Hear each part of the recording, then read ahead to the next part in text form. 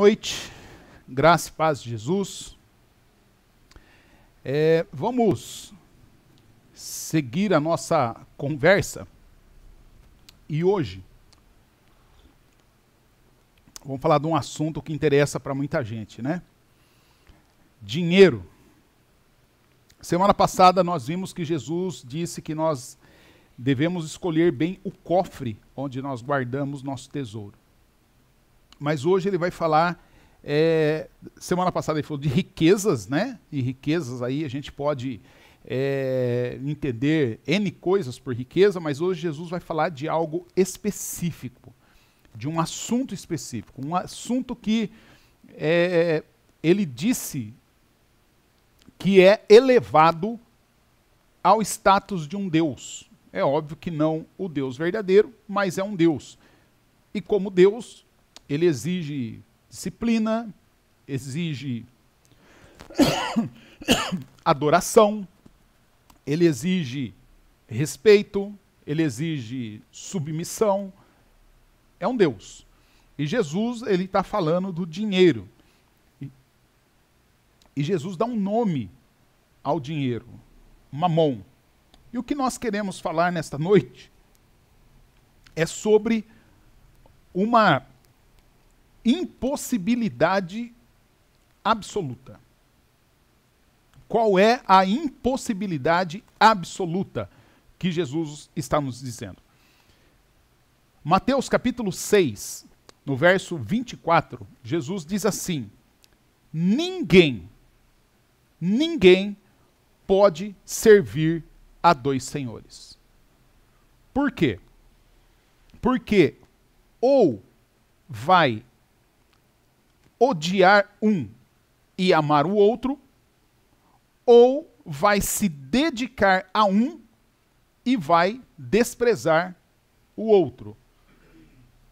Então o resumo é: não podeis servir a Deus e a mamon. Não podeis servir a Deus e ao dinheiro. É isso que Jesus está nos dizendo. O apóstolo Paulo, e nós já sabemos que o apóstolo Paulo, ele não cria uma teologia, mas ele faz teologia em cima daquilo que Jesus ensinou. Ele faz teologia a partir dos ensinamentos, da fala, das prédicas de Jesus. E com certeza, Paulo ele está aqui de posse desse texto ou da tradição oral, Jesus falando disso, até porque Paulo, ele em algum momento ele teve contato com os apóstolos, com os discípulos de Jesus e com certeza com Mateus. Então, o Paulo sabia que Jesus tinha falado isso, que não se pode servir a dois senhores, não se pode servir a Deus e servir ao dinheiro.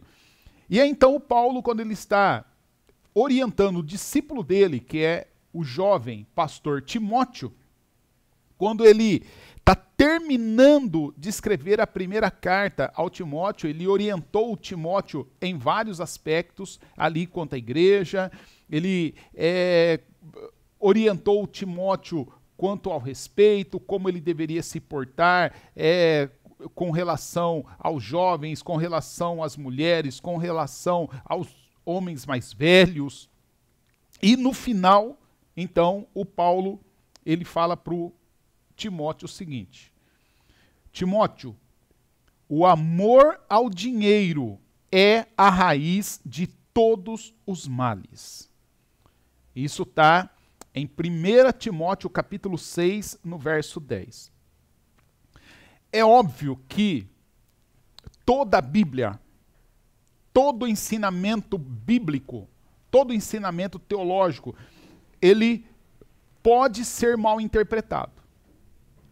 Você pode pegar ali a Bíblia de maneira isolada, de maneira arbitrária, de maneira descontextualizada, de maneira maldosa, de maneira satânica, você pode pegar a Bíblia e dizer que a Bíblia incentiva, valoriza, prestigia, avaliza misoginia, machismo, escravagismo, você usurpar o direito de alguém em nome de um bem maior. Só que a Bíblia não está falando nada disso. E esse texto, esse versículo aqui, ele também pode ser mal interpretado. Quando Paulo fala, olha, o amor ao dinheiro é a raiz de todos os males, a pessoa pode pensar, pode entender, né, ou interpretar como se o dinheiro fosse neutro. E que todo o problema, então, não é o dinheiro, mas é o amor ao dinheiro. E nada mais perigoso do que pensar assim. Para Jesus, e a nossa chave hermenêutica, ela tem que ser Jesus, nós não podemos ir para a Bíblia a partir da sociologia, não podemos ir para a Bíblia a partir da visão comunista, da visão marxista, da visão capitalista. Nós temos que ir com a Bíblia com a visão cristocêntrica, teocentrada. É essa a visão, porque a chave hermenêutica é Jesus. E Jesus, que é a chave hermenêutica, ele já diz com todas as palavras que o dinheiro é sim um poder. Jesus está dizendo que o dinheiro, ele carrega nele uma energia espiritual. Dinheiro não é só uma cédula, não é só um montante, uma espécie ali que você carrega na carteira. Ele tem uma energia espiritual. É isso que Jesus está falando. E essa energia espiritual, ela atua como se o dinheiro realmente fosse uma pessoa. Uma pessoa que faz promessas. O dinheiro é uma pessoa que faz reivindicações. O dinheiro é uma pessoa que faz exigências. O dinheiro é uma pessoa que escraviza seres humanos. É isso que Jesus está dizendo. E o que Jesus está dizendo é que, por causa dessa energia espiritual que o dinheiro tem, é que ninguém pode servir a Deus e ao dinheiro de maneira simultânea, ao mesmo tempo. Não pode servir. Ou você opta por servir um, ou você opta por servir o outro. O dinheiro não é neutro. É isso que a Bíblia diz. A Bíblia fala que a nossa luta não é contra seres humanos. A nossa luta é contra principados, contra potestades nas regiões celestiais. E o que a Bíblia chama de potestades? Potestades, a Bíblia diz que é algo impessoal. Potestade é uma coisa. Potestade é um objeto. E a Bíblia diz que esse objeto, essa coisa, que é essa potestade, ela funciona como se ela fosse uma pessoa. É por isso então que Jesus, ele personifica o dinheiro. E quando ele personifica o dinheiro, ele dá um nome ao dinheiro. E o nome que ele dá ao dinheiro é Mamon. Ou seja, Jesus atribui ao dinheiro o status de uma divindade que rivaliza com o Deus vivo e verdadeiro. Há um monte de gente, né, e eu tenho falado isso várias vezes, há muitas pessoas que morrem de medo do diabo. Como se o diabo tivesse o status de Deus. E a Bíblia está dizendo que o diabo não tem status de Deus. O diabo não é Deus. O diabo é um anjo, o diabo é um querubim caído, submisso, subordinado a Deus. E como anjo, os anjos são espíritos ministradores. É óbvio que ele foi desobediente, foi rebelde, ele é um anjo caído, mas ainda assim ele continua atuando, agindo, operando dentro da jurisdição de Deus. Agora, Jesus, então ele não está falando assim, olha, toma cuidado, vocês não podem servir a Deus e ao diabo. Jesus está falando assim, não. A única coisa, a única potestade que pode atingir, ganhar aí a sua atenção, sua devoção, sua dedicação, seu culto, seu louvor, no mesmo nível que Deus, é o dinheiro. E é o dinheiro que rivaliza a adoração com Deus. Agora, querido, o que Jesus está chamando a atenção é que nós não podemos nos esquecer, o dinheiro não é neutro. Porque o que é neutro? Isso aqui é neutro. Um copo plástico é neutro. Um papel amassado é neutro. Por quê? Porque se a gente passa, esse aqui ainda não é neutro, né? Porque ele é bonitinho, é de louça, é um objeto de decoração. Ainda não é neutro. Porque se eu ver um negócio desse jogado, eu vou dar uma olhada, ver se está em boa conservação, e de repente eu até reaproveito. Mas um copo plástico. Na melhor das hipóteses, se eu encontro um copo plástico jogado, eu vou pegar e vou pôr no lixo. Na melhor das hipóteses, porque senão eu chuto, jogo fora, eu piso em cima, largo lá, nem ligo. Isso é neutro. Aquilo que eu não ligo, aquilo que eu jogo fora, aquilo que eu piso, aquilo que no máximo eu jogo no lixo. Agora, ninguém se sente atraído por aquilo que é neutro. Ninguém se sente atraído por um papel amassado. Ninguém se sente atraído por um copo de descartável usado. Ninguém é tentado pegar essas coisas, pôr no bolso e levar para casa. Mas agora, se você estiver andando na rua e achar uma nota de R$100, com certeza essa nota deixa de ser neutra. Aliás, deixa de ser não, ela nunca foi, né? Mas ela não será neutra para você. Por quê?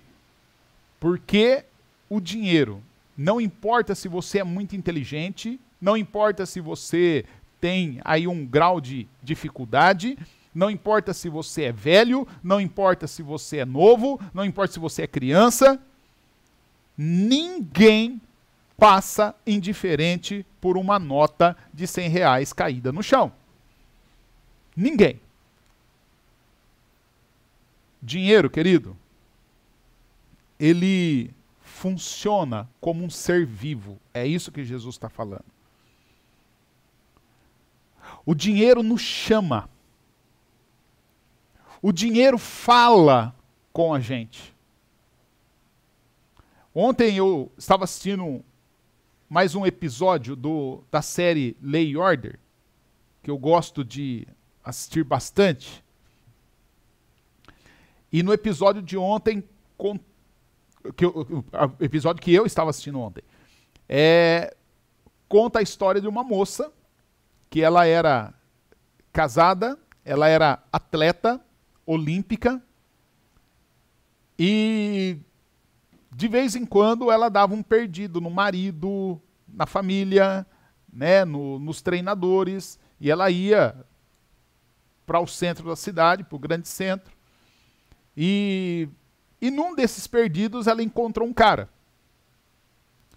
E aquele cara que ela encontrou, o cara chamou ela para um motel, e ela teve relação sexual com o cara. E quando o cara saiu dali, enquanto ela dormia, o cara deixou $500 na cabeceira da cama. E quando ela acordou, ela o cara não estava ali, mas tinha $500. E ela disse que aquele fato dela, ela era de sucesso, tinha sucesso na carreira, mas ela falou que aquilo foi tão fascinante que agora, toda semana, ela ia para a cidade, agora como prostituta. Por quê? Porque agora ela queria ganhar dinheiro através da venda do seu corpo. Querido, é isso que Jesus está dizendo.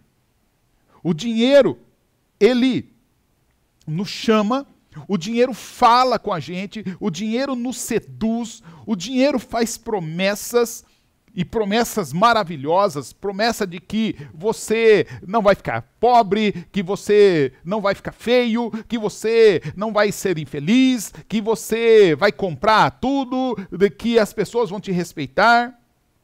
Promessas maravilhosas. Mas faz exigências absurdas. O dinheiro quer exclusividade. O dinheiro quer o seu tempo.